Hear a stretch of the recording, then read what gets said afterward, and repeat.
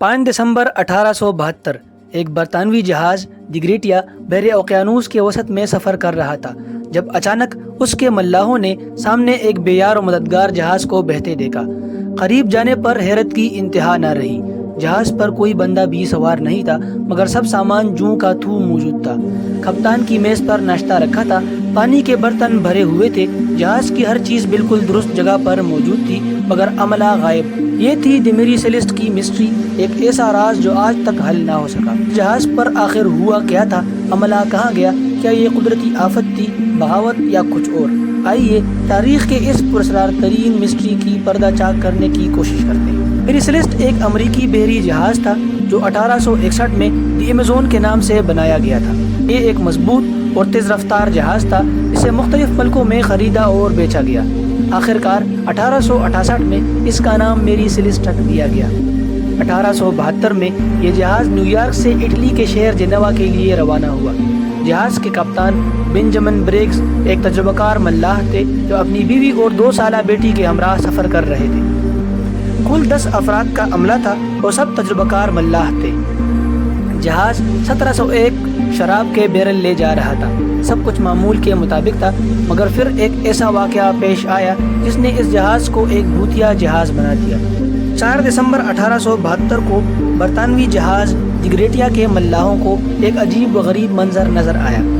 ایک جہاز سمندر میں بے قابو بہہ رہا تھا، اس کے بادبان آدھے جھول رہے تھے مگر نہ کوئی سگنل دیا جا رہا تھا نہ کوئی جواب مل رہا تھا۔ جب ملاح اس کے قریب گئے اور اس کے اوپر چڑھ گئے تو ان کی آنکھیں حیرت سے کھلی کی کھلی رہ گئی۔ جہاز پر زندگی کے کوئی آثار نہیں تھے، نہ کوئی مسافر، نہ کپتان، نہ عملہ، مگر حیرت انگیز بات یہ تھی کہ جہاز میں سب کچھ اپنی جگہ پر موجود تھا۔ کپتان کا لاگ بک 25 نومبر کو لکھا گیا تھا، مطلب یہ کہ کئی دنوں سے جہاز سمندر میں تنہا بہہ رہا تھا۔ کھانے کی میز پر ناشتہ رکھا تھا، ملاحوں کے بستروں پر چادریں جمی تھی، جہاز کی قیمتی اشیاء جیسے کہ سونا چاندی اور نقدی جوں کی تھوں پڑی تھی مگر ایک بھی آدمی موجود نہیں تھا۔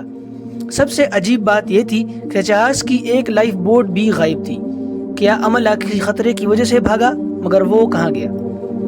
میری سیلیسٹ کی مسٹری کو حل کرنے کے لیے کئی نظریے پیش کیے گئے ہیں مگر کوئی بھی مکمل طور پر سچ ثابت نہ ہو سکا۔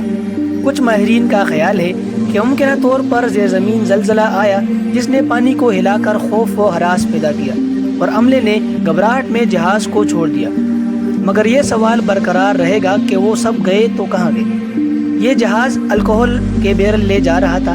کچھ لوگوں کا ماننا ہے کہ ان میں سے کچھ بیرل لیک ہو گئے جس کی وجہ سے جہاز پر آگ لگنے کا خطرہ پیدا ہوا اور عملہ جلدی میں لائف بوٹ میں سوار ہو گیا، مگر اگر ایسا ہوا تو وہ واپس جہاز پر کیوں نہیں آئے؟ کچھ کا خیال ہے کہ بحری قزاقوں نے حملہ کیا مگر یہ نظریہ اس لیے کمزور پڑتا ہے کیونکہ جہاز میں کوئی قیمتی سامان چوری نہیں ہوا۔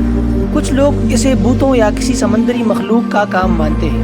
ان کا کہنا ہے کہ میری سیلیسٹ پر کچھ غیر مرئی قوتوں کا قبضہ تھا جو آج بھی سمندر میں بھٹک رہی ہے۔